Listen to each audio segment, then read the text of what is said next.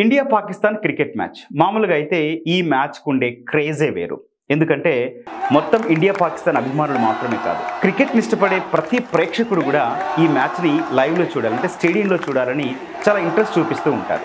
ఎందుకు అనంటే ఈ రెండు దేశాల మధ్యన రైవలరీ కావచ్చు, లేకపోతే రెండు కూడా కొదమ సింహాల్లా పోరాటం కావచ్చు, గత కొన్ని ఏళ్ల నుంచి జరుగుతున్న రికార్డ్స్ కావచ్చు, లేకపోతే ఆ ప్లేయర్స్ మధ్యలో ఉన్న కాంట్రవర్సీస్ కావచ్చు, ఇవన్నీ కూడా రీజన్ అన్నమాట. అయితే దుబాయ్ వేదికగా ఈసారి జరిగే ఆసియా కప్లో ఇండియా పాకిస్తాన్ మ్యాచ్ మాత్రం కొంచెం ఎక్కువ ఇంట్రెస్ట్ కలిగిస్తుందనే చెప్పొచ్చు. ఎందుకు అనంటే రెండు దేశాల మధ్య మొదలైనటువంటి కొంచెం వార్ సిచ్యువేషన్స్ కావచ్చు. ఎందుకంటే పహల్గామ్ అటాక్ తర్వాత ఇండియా పాకిస్తాన్ మధ్య సంబంధాలు దాదాపుగా తగ్గిపోయాయని చెప్పొచ్చు. మన రిటైర్ అయిపోయిన క్రికెటర్స్ అందరూ కలిసి ఒక మ్యాచ్ కండక్ట్ చేస్తే అందులో ఇండియా పాకిస్తాన్ మ్యాచ్ జరగాల్సింది, కానీ అప్పటికప్పుడు ఆన్ ది స్పాట్ ఆ మ్యాచ్ క్యాన్సిల్ చేసేసుకున్నారు ఇండియా. మనం ఫైనల్ పోయే సిచ్యువేషన్ ఉన్నా కూడా వాళ్ళు అవసరం లేదు, పాకిస్తాన్తో మేము ఆడమని క్యాన్సిల్ చేసుకున్న పరిస్థితి. ఇక ఈ మధ్య కాలం అంటే దరిదాపుల్లో ఇండియా పాకిస్తాన్ కలిసి క్రికెట్ ఆడమని అనుకున్నారు అందరు అభిమానులు. కానీ వాళ్ళందరి అంచనాల్ని తలకిందులు చేస్తూ ఈ ఆసియా కప్ వేదికగా ఇండియా పాకిస్తాన్ తలపడబోతున్నాయి. సో దీనికి సంబంధించి అభిమానులు ఎప్పుడెప్పుడని ఎదురు చూస్తున్న రోజు రానే వచ్చింది. సో మనకి మామూలుగానే తెలుసు, రెండు దేశాలు తలపడితే స్టేడియంలో సీన్ ఎట్లా ఉంటుందని చెప్పాను. అంటే ఇసుకేస్తే రాలనంత జనం మనకు అక్కడ కనిపిస్తూ ఉంటారు. ఇక టికెట్ల సంగతి స్పెషల్గా చెప్పాల్సిన పని లేదు, ఎందుకంటే మొత్తం టికెట్లు అన్నీ కూడా కొనేసి హాట్ కేకుల్లో అమ్ముడుపోయి మనకి ఏ సీటు కూడా ఖాళీగా కనిపించదు అనమాట. ఇది ఇండియా పాకిస్తాన్కి సంబంధించిన క్రికెట్ జరిగినప్పుడు ఆ స్టేడియంలో ఉండే సిచ్యువేషన్. మరి ఇంత డిమాండ్ ఉన్నప్పటికీ ఈసారి మాత్రం కొంచెం డిఫరెంట్గా ఉంది సిచ్యువేషన్. మొత్తం సీన్ రివర్స్ అయిపోయిందని చెప్పుకోవచ్చు.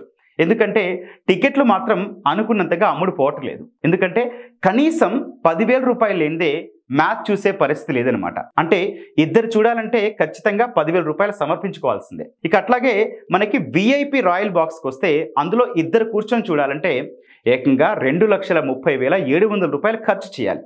ఇక మిడిల్ రేంజ్ టికెట్ల దగ్గరికి వద్దాం. వీటి ధరలు ఎట్లా ఉన్నాయంటే స్కై బాక్స్కి ఏమో 1,67,851 రూపాయలు పెడితే ప్లాటినం 75,658 రూపాయలు.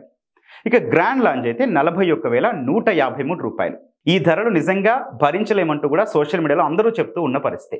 ఇది టీమిండియా పాకిస్తాన్తో తలపడుతున్నప్పుడు ప్రస్తుత మ్యాచ్కి సంబంధించిన పరిస్థితి. సో ఈ నేపథ్యంలో గతాన్ని ఒక్కసారి నెమరు వేసుకుందాం.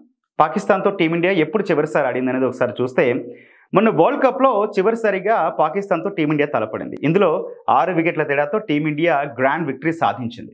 ఈ మ్యాచ్లో స్టార్ ప్లేయర్ అయిన రోహిత్ శర్మ కావచ్చు, విరాట్ కోహ్లీ కావచ్చు, అట్లాగే పాకిస్తాన్కి సంబంధించిన బాబర్ అజమ్, మహమ్మద్ రిజ్వాన్ వీళ్ళందరూ కూడా ఆడారు. కానీ ఈ మ్యాచ్లో వీళ్ళందరూ లేకపోవడం కూడా మ్యాచ్పై కొంచెం ఇంట్రెస్ట్ తగ్గింది అనడానికి కారణంగా కనిపిస్తుంది. ఇక వీటితో పాటు జియో పొలిటికల్ టెన్షన్లు కూడా కొంచెం ఆసక్తి తగ్గడానికి కారణంగా చెప్పొచ్చు. ఎందుకంటే ఇండియా పాకిస్తాన్ రెండు దేశాల మధ్య నెలకొన్న పరిస్థితులు చూస్తే, అట్లాగే పొలిటికల్ సిచ్యువేషన్స్ కూడా చూస్తే మనకి అంత కరెక్ట్గా లేని పరిస్థితి అనమాట. ఇక పహల్గామ్ దాడి కావచ్చు, ఆపరేషన్ సింధూర్ తర్వాత భారత్ పాకిస్తాన్ మ్యాచ్ అంటే ఒకప్పుడు కనిపించే ఎమోషన్స్, భావోద్వేగాలు కనిపించడం లేదు.